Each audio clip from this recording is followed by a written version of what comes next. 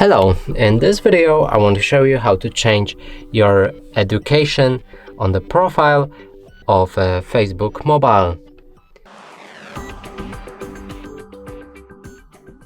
So in order to do this, let's open up our Facebook and you'll be seeing the different page when you open like this.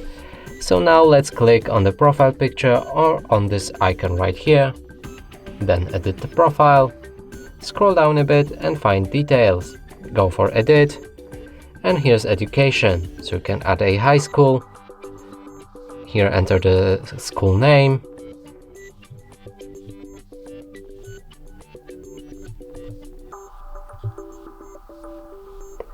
So just enter your school name and then you'll be able to pick the year from where you started.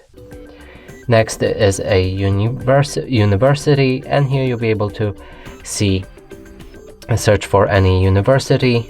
Select the focus, if you graduated, and from to, so when you started and where you ended. Also you can change the visibility of this feature for other people, so it can be public, friends, only you, or any other right here. And that's it for this video. Hope you like it. Please consider subscribing to our channel, leave a like and a comment below.